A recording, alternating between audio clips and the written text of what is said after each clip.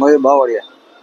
એટલે શું કહેશે ખાસ તો અત્યારે કોમર્શિયલ ગેસ સર્જાણી છે હાલ અત્યારે કઈ પ્રકારની મજબૂરી અને ઓડી એમ છે બાટલા મળતા નથી સામુકા બાટલા 10 દિવસથી બાટલા લખાવેલા બાટલા મળતા નથી અને સગડીમાં રોડવું પડે સગડીમાં આવ સામુકો સગડીમાં કોલસા આવે તો આવે એમાં એવું છે કોલસાનો ભાવ વધારે છે કોલસાનો ભાવ કેટલો છે? 830 850 જેવા કોલસા બે ભાવ વધવામાં છે ભાવ ઘટવામાં નથી.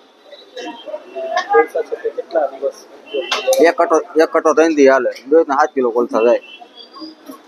ખાસ તો તમને લાગે છે કે આગામી સમયમાં કોલસાનો ભાવ પણ વધી શકે છે? આવું નવું રીસે તો ભેગું જ નહીં થાય કોઈથી જ્યાં કોલસાની જરૂર છે કોલસાનો ભાવ વધવામાં તો કોલસા ઉપર આવતા નથી.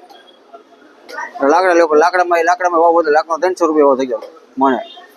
ખાસ તો અત્યારે કોમર્શિયલ અછત છે કઈ કઈ ખાદ્ય ચીજ વસ્તુઓ તમે કટ થઈ રહી છે?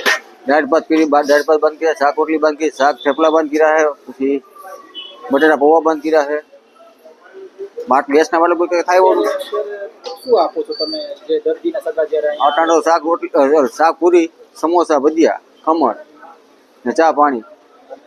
રજૂઆત કરી છે આને લઈને તમે? હા ઓફિસમાં કરી છે માહિતી પર બાટલા વાળાને કીધી બાટલા હમણાં પુગાડવામાં જરૂર છે બાટલાની ફૂલ રોજ કેટલા બાટલાની જરૂર પડતી? 2 દિવસ બાટલો જોઈએ મારે 2 દિવસ બાટલા અલગ અલગ બાટલા બધે મારા હોય ચાનો અલગ હોય ઓલાનો અલગ હોય.